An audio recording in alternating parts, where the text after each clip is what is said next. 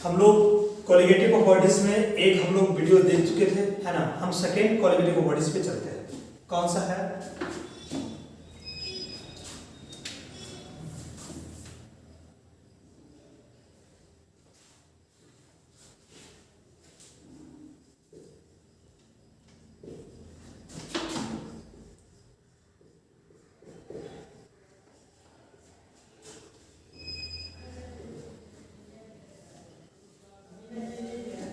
हम लोग का जो प्रॉपर्टीज है वो क्या है आपका? एलिवेशन इन बॉइलिंग पॉइंट, है ना। एलिवेशन इन बॉइलिंग पॉइंट, ये सेकेंड प्रॉपर्टीज है। ये कहा गया कि अगर हम किसी नॉन वोलेटाइल सॉल्यूट को ऐड करते हैं, किसी नॉन वोलेटाइल सॉल्यूट को किसी सॉल्वेंट में ऐड करते हैं तो क्या होता है, उस सॉल्वेंट का बॉइलिंग पॉइंट जो है वो इंक्रीज कर जाता है। इसको क्या कहते हैं? एलिवेशन इन बॉइलिंग पॉइंट, है ना। तो क्या कहा गया? when a non-volatile solute is added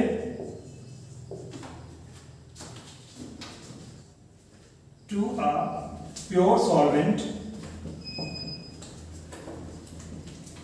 then the boiling point of solution increases। ये कहा गया कि जब हम लोग किसी नॉन वोलेटाइल सॉलिड को ऐड करते हैं तो बॉइलिंग पॉइंट क्या हम लोग होता है? इंक्रीज करता है। इसको क्या कहते हैं? इसको कहते हैं elevation of boiling point. Elevation of boiling point को हम निकालते हैं, कैसे निकालते हैं? उसको दिखाते हैं डेल्टा टीवी से, है ना। It is denoted by delta TV. Delta TV का मतलब हो गया क्या? Change in boiling point. क्या हम लोग का? Change in boiling point. तो कैसे लिखेंगे? इसको लिखेंगे कि एक्चुअली में आपका क्या था प्योर स्टेट में, है ना, माइनस जो आपका फाइनली हो गया है ना, उसको क्या कहते हैं? उसको कहते हैं डेल्टा टीवी। ये कहा गया कि डेल्टा टीवी जो होगा ये प्रोपोर्शनल होगा किसका? तो मोल फ्रैक्शन ऑफ सॉल्यूट का। किसका? हम लोग का मोल फ्रैक्शन ऑफ सॉल्यूट का प्रोपोर्शनल होगा, ये कहा गया। या इसको ऐसे लिख सकते हैं, डेल्टा टीवी को लिखेंगे डेल्टा टीवी इक्वल टू होता है, इसको हटाने के लिए क्या यूज करते हैं? एक कांस्टेंट। कौन सा? केवी कांस्टेंट।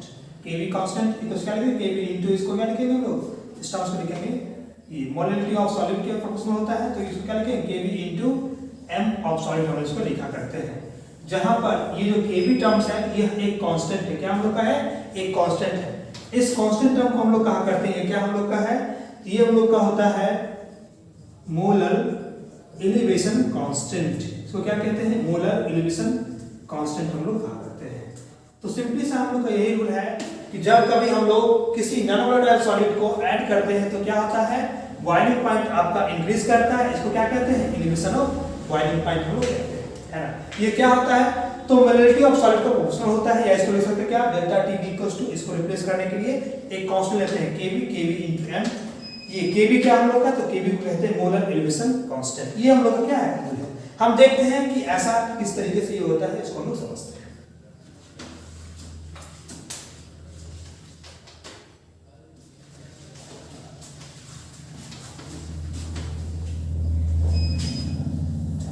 ये मान लिया जाए हम लोग एक कंटेनर ले, है ना, एक कंटेनर लिए हैं।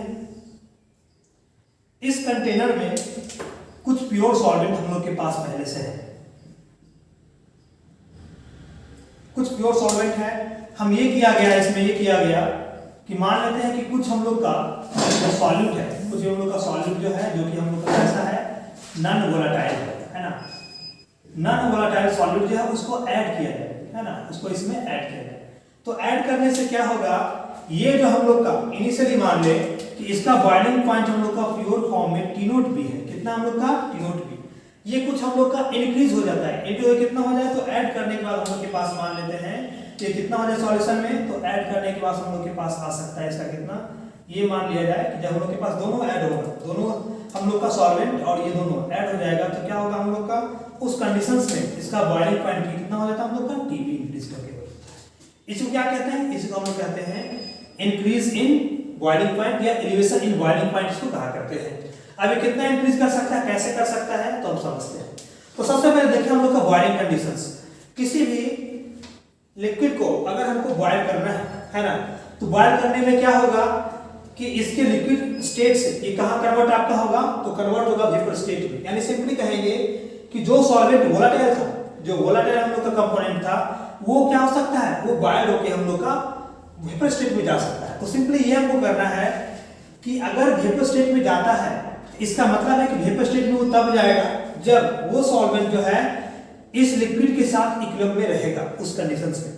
तो ये कहा गया simply for boiling of pure solvent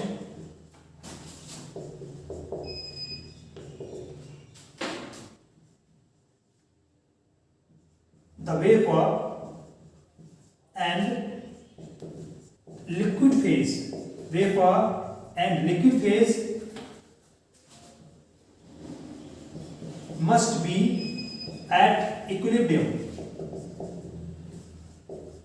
ये कहा गया कि तब हम लोग का बॉयल हो सकता है जब क्या होगा, जब लिक्विड फेज और वेपर फेज ये दोनों क्या हम लोग का होगा, सेम पोटेंशियल पर होगा या इक्विलिब्रियम पर होगा। तो हम जानते हैं कि इक्विलिब्रियम कंडीशन पर, at equilibrium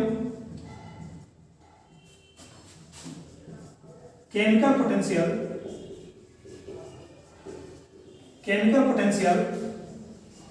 of vapour as well gas phase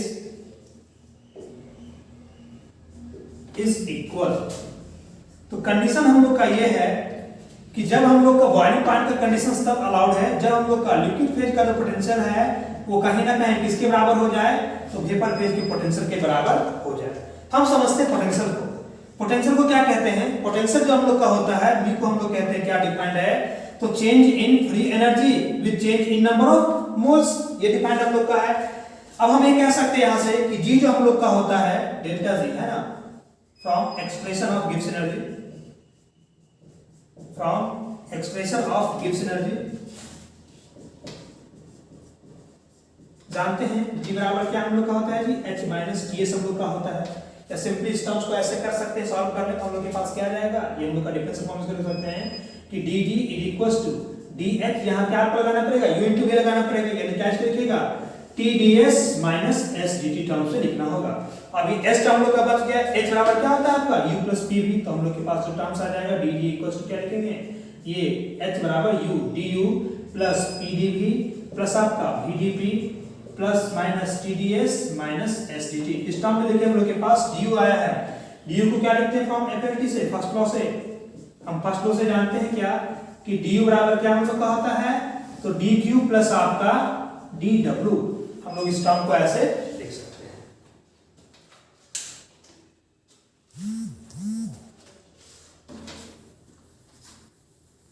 use करें जरा सा, है ना।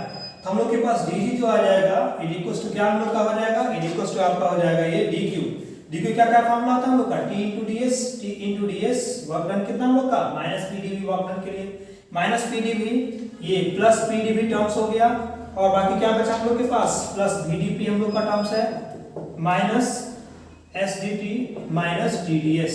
इस टर्म में देखें कुछ हम लोग का टर्म्स जो है वो कैंसिल हो जाएगा, क्या हमको कैंसिल हो जाएगा, तो देख सकते हैं हम लोग यहाँ पे आसानी से कि हम लोग के पास जो pdv टर्म्स है और pdv plus minus cancel out हो गया, ये tds और माइनस tds कैंसिल आउट हो गया, यानी क्या बचेगा हम लोग का, ये बचेगा vdp माइनस sdt। या सिंपली ऐसा कह सकते हैं कि G जो है प्रेशर के और टेम्परेचर के चेंज करने से चेंज कर सकता है, या ऐसा कह सकते हैं कि गिब्स एनर्जी जो होता है वो फंक्शन होगा किसका किसका, तो प्रेशर का और टेम्परेचर का डिपेंडेंसी के साथ होगा।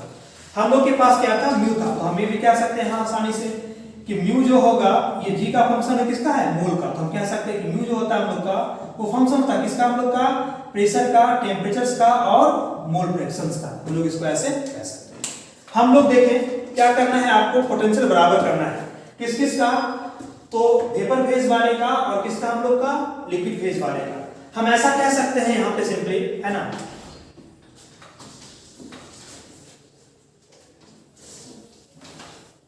हैं कि जो पोटेंशियल हम लोग लिक्विड फेज की बात करें तो लिक्विड फेज का जो पोटेंशियल होता है वो किस पे डिपेंड करेगा।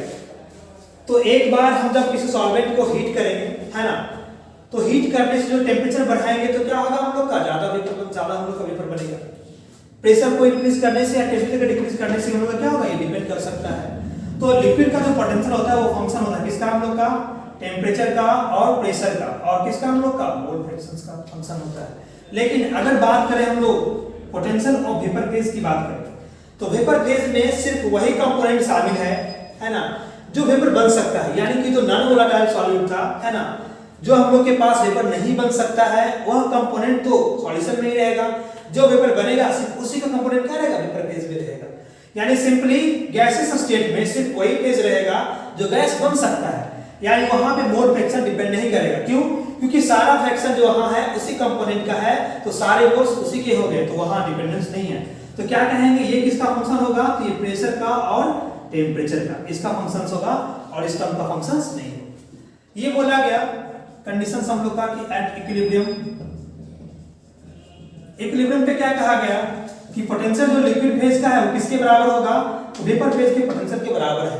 डिफरेंशियल फॉर्म में क्या लिख सकते हैं, ऐसा लिख सकते हैं इसको d mu l equals to कितना हम लोग का d mu v, इस टर्म्स में हम लोग लिख सकते हैं। हम लोग को दोनों को लगाना एक साथ, तो हम लोग लगा के देखते हैं।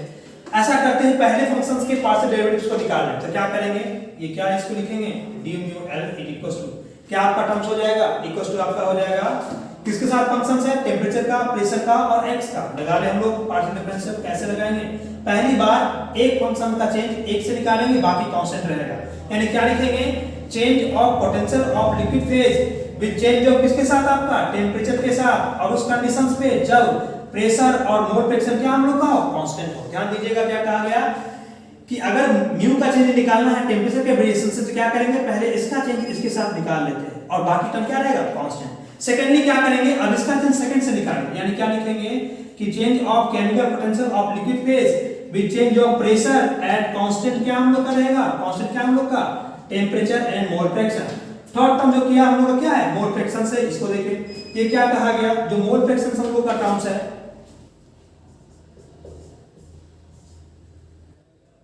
तो कहेंगे क्या कि change of potential of liquid phase with change of mole fractions. अब इस कंडीशन पे क्या कांस्टेंट हम लोग का रहेगा, तो कांस्टेंट हम लोग का हो जाएगा टेम्परेचर एंड प्रेशर कांस्टेंट हम लोग का हो जाएगा। ये किसके लिए रहा आपका, तो ये हम लोग का लिक्विड फेज के लिए रहा। सिमिलरली वेपर फेज के पोटेंशियल का चेंज कैसे लिखेंगे, ये किस पे डिपेंड किया, प्रेशर पे और टेम्परेचर पे। तो क्या इसको लिखेंगे, change of potential of vapour phase with change of temperature, किस कंडीशंस पे, तो कांस्टेंट प्रेशर पे, और plus change of potential of vapour phase with change of pressure at किस कंडीशंस पे हम लोग का, तो कांस्टेंट टेम्परेचर पे। तो इस तरीके से हम दोनों फेज के पोटेंशियल को हम लोग लिख सकते हैं।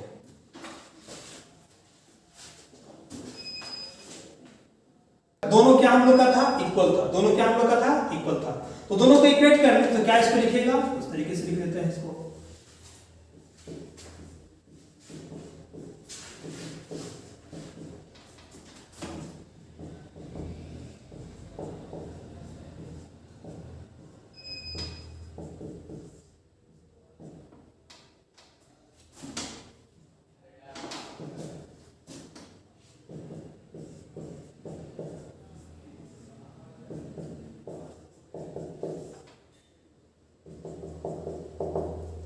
इक्वेट कर लीजिए।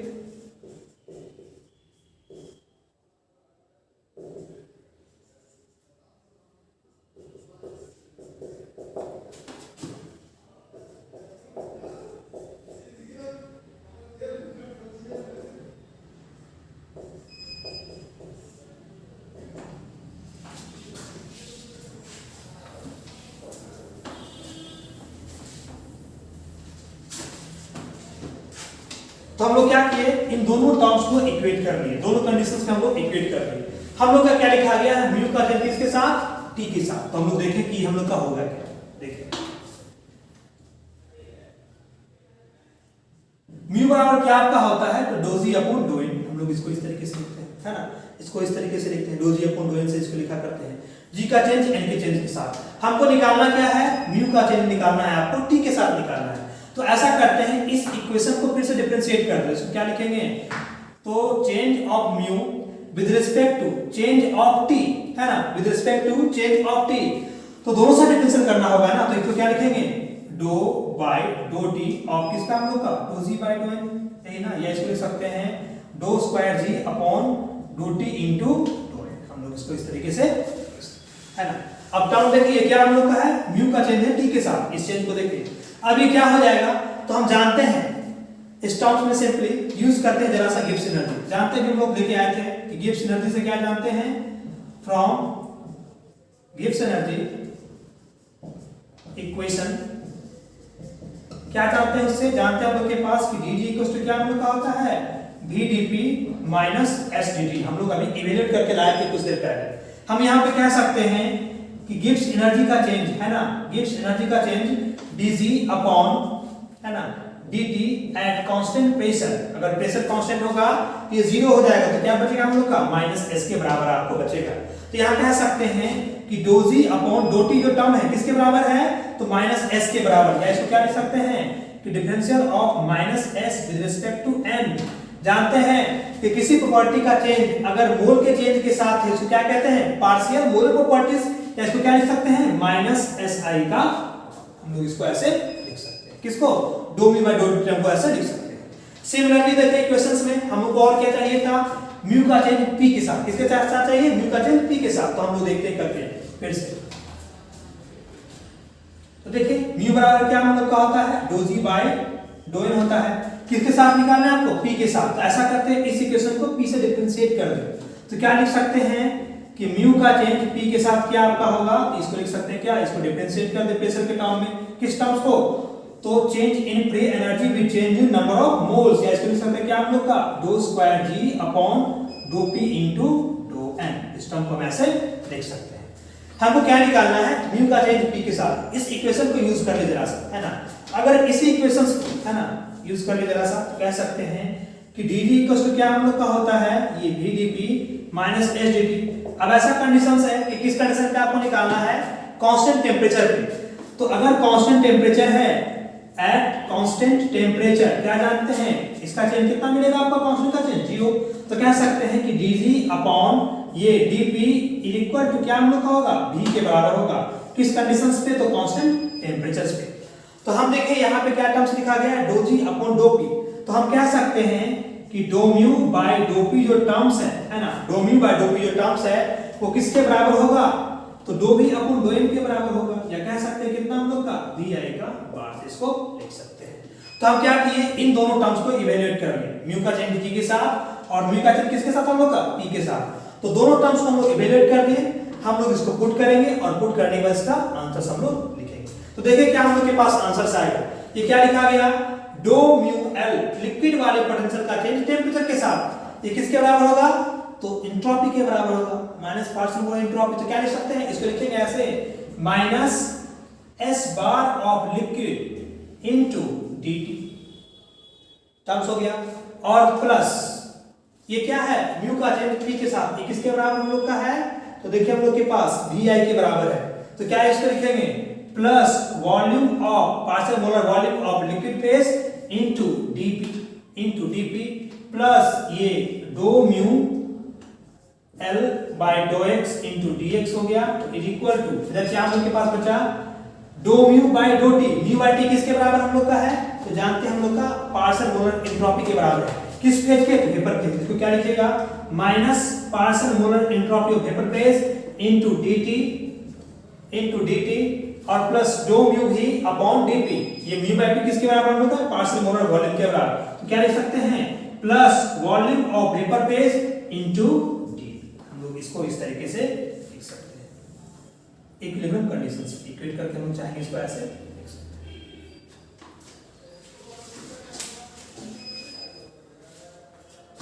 सिर्फ एक टर्म बचा है म्यू का चेंज x के साथ। तो म्यू बराबर जानते हैं क्या हम लोग का होता है mu naught i plus RT ln xi के टर्म में ऐसे लिख सकते हैं इसको मोल फ्रैक्शन के टर्म में, जहां पे ये क्या था हम लोग का इंटीग्रल कांस्टेंट था। हमको किसको निकालना है, तो do mu upon do x को निकालना है। तो इसको डिफरेंशिएट कर दे, हम लोग का क्या मिल जाएगा do mu by dough x।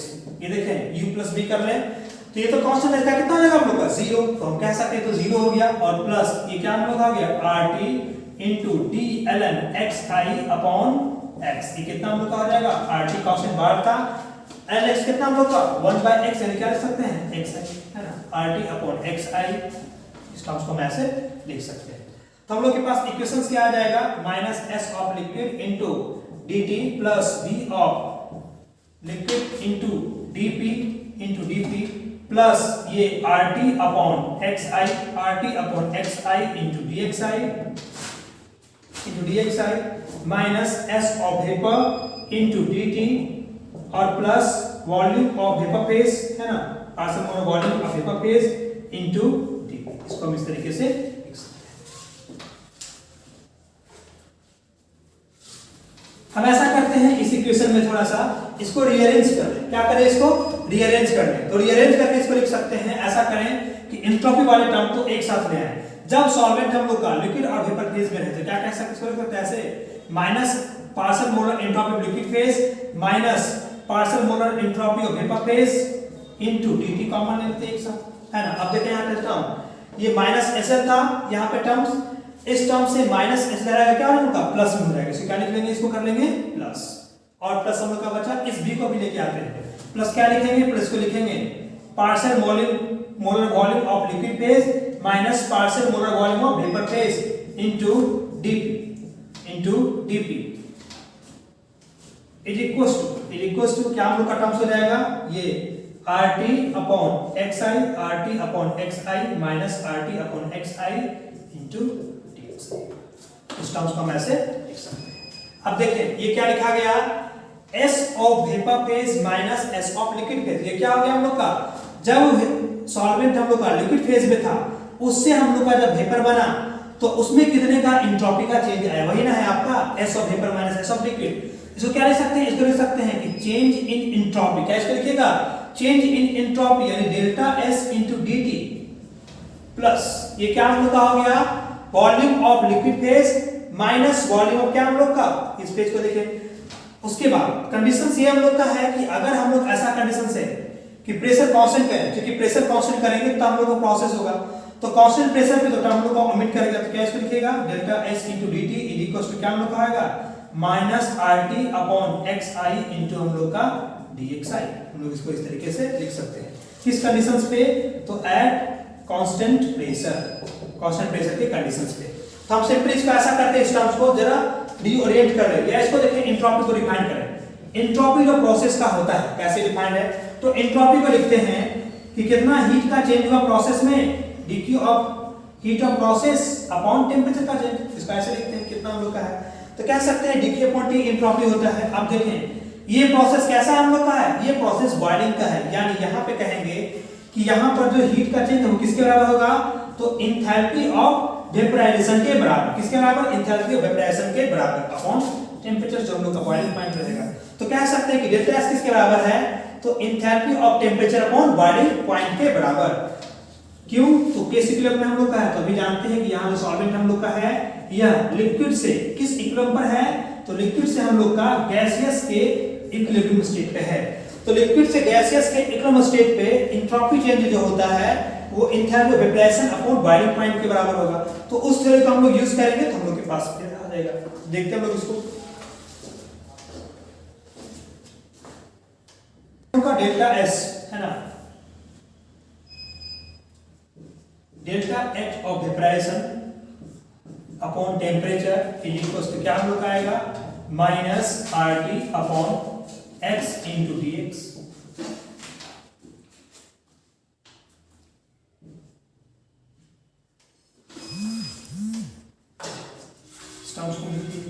अब ऐसा करते हैं कि दोनों टर्म्स को एक साथ ले आए, t वाले को एक साथ ले आए और किसको हम लोग का, इस वाले को हम लोग एक साथ लेके आ रहे हैं। ये dt हम लोग के पास था। तो ऐसा काम करते हैं इस टर्म में, इसको जरा रीओरिएंट कर ले, है ना, इसको थोड़ा सा हम लोग रीओरिएंट कर लेते हैं। तो क्या बचेगा हम लोग का, ये बचेगा minus del H of vaporisation upon dt upon Tb into t is equals to, आपको भी लिया is equals to dx upon, इसको इस इक्वेशंस में एक साथ लेके चले आए, है ना। कंडीशंस ये हम लोग लगा ले। अब कंडीशंस हम लोग लगाते हैं।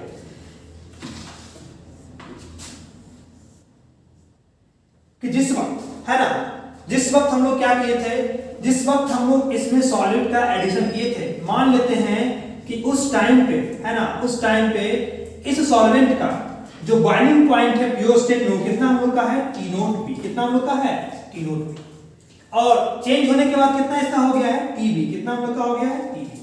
तो हम ये कहेंगे कि जब हम लोग के पास सिर्फ और सिर्फ जब सॉल्वेंट था उस कंडीशंस पे इसका कितने मोल्स थे हम लोग के पास, तो 1 मोल्स।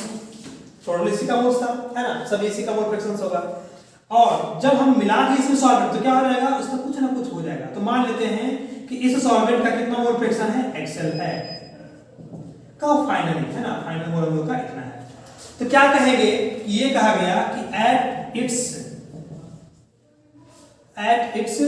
प्योर फॉर्म, है ना, प्योर फॉर्म पे, जब हम लोग का प्योर फॉर्म में सॉल्वेंट है तो क्या कहेंगे कि टेम्परेचर कितना हम लोग का है, तो टी नोट भी है उस कंडीशंस पे। और उस कंडीशंस पे सभी मोल किसका है, तो सभी मोल हम लोग का जो है वो किसका हम लोग का है, तो सभी इसी लिक्विड का। उस वक्त क्योंकि मिलाया नहीं गया था। लेकिन अगर ऐसा कंडीशंस है आफ्टर बॉइलिंग, जब बॉयल कर दिए तो क्या हो जाता है, इसका कितना टेम्परेचर हो जाता है, तो टीबी यानी बॉइलिंग पॉइंट के बराबर हो जाता है। और उस कंडीशंस पे कुछ ना कुछ इसका जरूर मोल्स रहेगा। तो मान लेते हैं कि इसका मोल्स कितना हो जाए, तो मान लेते इसका मोल्स कितना हम लोग का आ जाए, ये हम मान लेते हैं कि एक्सेल कितना हम लोग का, एक्सेल के बराबर लेट कर किसका हम लोग का, एक्सेल एक लिक्विड के बराबर, या इसको ऐसे कर ले हम लोग x1 ले लेते हैं, कितना मोल फ्रैक्शन इसका x1 लिख सकते हैं। तो इसको हम लोग इस टर्म से ऐसे लिख चुके हैं। तो हम लिमिट लगा लें, तो लिमिट क्या लगाएंगे, तो minus delta H of vaporization upon, ये किसके बराबर है, टीबी के बराबर है टेंपरेचर। तो क्या इसका हो जाएगा, delta H upon R into TB का होल स्क्वायर, है ना, आर इंटू टीबी का whole square into dt equals to dx upon, ये किसका मोल फ्रैक्शन लेंगे, तो लिक्विड वाले का x1। लिमिट लगा लें। लिमिट कितना यूज करना है हम लोग का, तो यूज करना है हम लोग का कहां से कहां तक, हम लोग इस टर्म में देखें कह सकते हैं कितना इनिशियली कितना था हम लोग का, जब मोल फ्रैक्शन 1 है, मोल फ्रैक्शन 1, तो ये कितना हम लोग का था इस कंडीशंस पे टेंपरेचर T नोट B। और जब मोल फ्रैक्शन हम लोग का x1 है, मोल फ्रैक्शन हम लोग का x1 है, तो ये कितना हम लोग के पास इसका है, हम लोग का टेंपरेचर हो गया है, तो हम लोग का ये TB हो गया है। इसको सॉल्व कर ले तो हम लोग के पास सॉल्व करने के बाद जस्ट आ जाएगा ये minus delta of vaporization upon r, ये तो कांस्टेंट टर्म है, ये हम लोग का बाहर निकल गया। तो minus delta h of vaporization, enthalpy of vaporization upon ये r, इस टर्म को बाहर ले आए 1/t स्क्वायर इंटीग्रल कितना हम लोग का, इस टर्म को जरा सा देख कितना हम लोग का होगा, -1/t का हम लोग का x का पावर, है ना, -2। तो क्या लिखेंगे, लिखेंगे ना x का पावर -2 + 1 अपॉन -2 + 1। तो क्या हम लोग का आ जाएगा, x का पावर -1 अपॉन -1 यानी -1 अपॉन x। इसका इंटीग्रल इतना हो जाएगा। तो कह सकते हैं यहां से कितना आपको मिलेगा, तो -1 अपॉन x यानी क्या निकलेगा हम लोग का, -1/t, -1/t यानी हम लोग का प्लस हो जाएगा -1/t। लिमिट कितना हम लोग का, तो लिमिट हम लोग ने लोअर लिमिट हम लोग का T naught B, upper limit कितना हम लोग का TB इज इक्वल टू, यहां क्या आपको निकलेगा dx अपॉन x, कितना हम लोग का ln x। तो क्या इसको लिखिएगा, इसको लिखिएगा ln x1, है ना। लिमिट कितना हम लोग का है, x1 से आपका कहां तक हम लोग का, इनिशियली 1 तक। क्या इसको हो जाएगा आंसर ln x1 - ln 1 0, यानी क्या निकलेगा हम लोग का ln x1 हम लोग के पास आ जाएगा।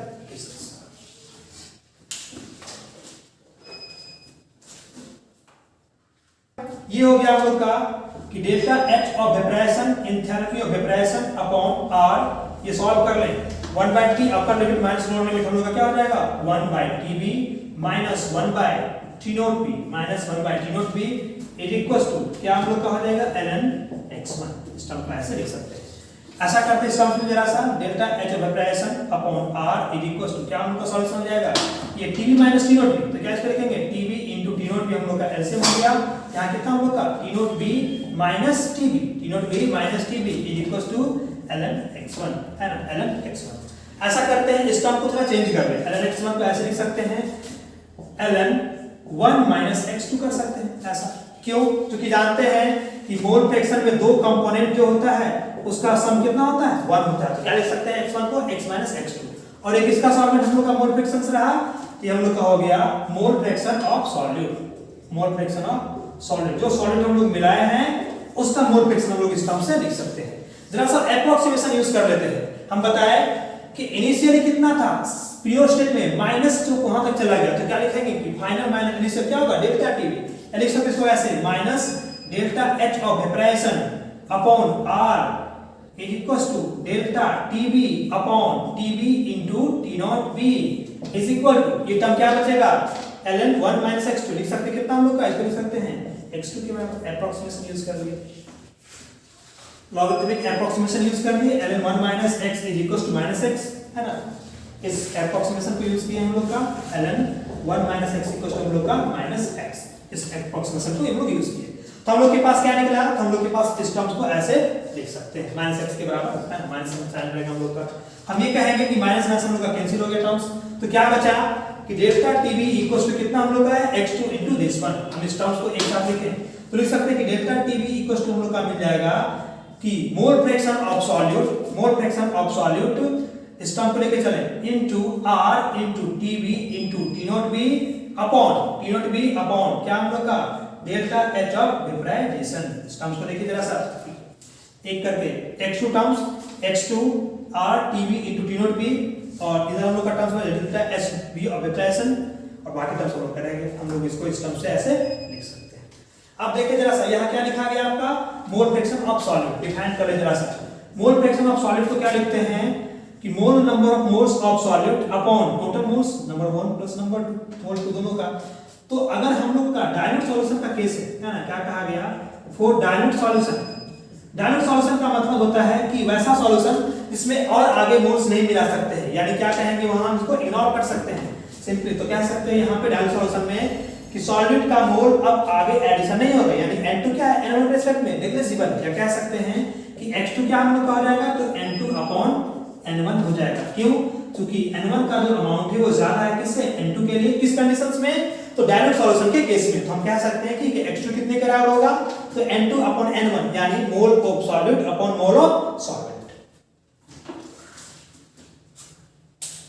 के पास क्या है इसको डिफाइन कर लें तो मोल फ्रैक्शन ऑफ सॉल्यूट होता है number of moles of solute upon number of moles of हम लोग का सॉल्वेंट। डायल्यूट सॉल्यूशन के केस में देखिए मोल्स को कैसे डिफाइन करते हैं कि मास ऑफ सॉल्यूट है ना, mass of solute upon mass of solvent ले लें, mass of solvent upon molar mass of solvent into ये कितना हम लोग का हो जाएगा moles of solvent equals to क्या मास ऑफ सॉल्वेंट इनटू हम लोग का molarity of into molar mass of हम लोग का सॉल्वेंट। हम लोग इसको इस तरीके से लिख सकते हैं, मोल्स टर्म्स को यूज कर लें तो हम लोग के पास सिंपली आ जाएगा। इस टर्म को लिख सकते हैं कि डेल्टा टीबी जो टर्म्स आया है ना, delta TB terms is equals to क्या हम लोग का हो गया m2 into m1 upon m2 into m1 यानी हो गया हम लोग का क्या mass of solute into molar mass of solvent upon molar mass of solvent into mass of solvent, इस तरीके से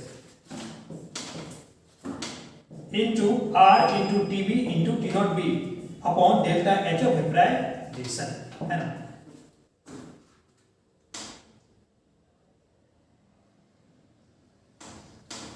देखिए ये कहा गया हम लोग का टर्म्स देखिए जरा सा मोलैलिटी, क्या देखे था हम लोग थे मोलैलिटी टर्म्स को देखें।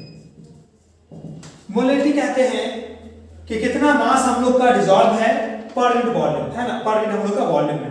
तो ये जो हम लोग के पास टर्म्स बचा सॉलिड का m2 अपॉन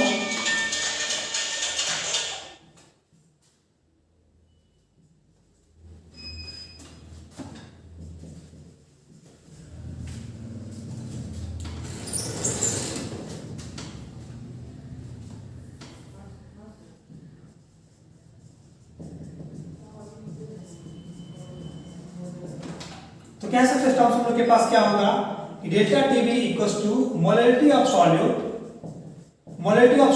इनटू ये r into TB into T naught B upon delta H of vaporization. इस टर्म्स को हम लोग ऐसे इसको रिप्लेस कर देंगे।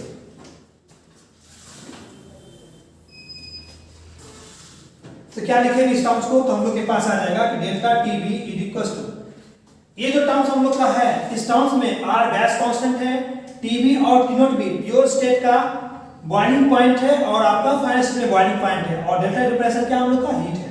तो सभी क्वांटिटी कांस्टेंट है, इसको हटाकर हम लोग क्या लिखा करते हैं केबी, क्या इसको लिखते हैं इसको लिखते हैं केबी। तो इनटू क्या हम लोग का होगा ये केबी हम लोग का जो था ये हम लोग का रूट्स। तो यही कहा गया कि elevation in boiling point delta TB क्या हम लोग का हो गया, इसको कहेंगे एलिवेशन इन बॉइलिंग पॉइंट। क्या हम लोग का एलिवेशन इन बॉइलिंग पॉइंट। तो ये कहा गया कि एलिवेशन इन बॉइलिंग पॉइंट जो होता है वो मोलैलिटी इनटू क्या हम लोग का मोलर एलिवेशन कांस्टेंट के बराबर होता है, मोलर एलिवेशन कांस्टेंट। तो ये हम लोग का रूल कहा गया कि जब हम लोग किसी सॉलिड को ऐड करते हैं तो चेंज इन बॉइलिंग पॉइंट या एलिवेशन इन बॉइलिंग पॉइंट, जो इंक्रीज इन बॉइलिंग पॉइंट है वो किसका प्रोपोर्शनल है, तो मोलैलिटी ऑफ सॉलिड के बराबर हम लोग का प्रोपोर्शनल हम लोग का होता है। इस टर्म को रिप्लेस करने के लिए एक टर्म क्या यूज करते हैं, केवी। इस केवी को क्या कहते हैं, मोलर एलिवेशन कांस्टेंट हम लोग कहा करते हैं।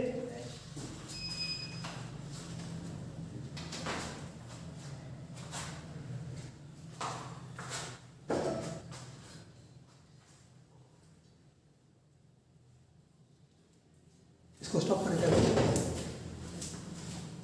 ऑफ करना।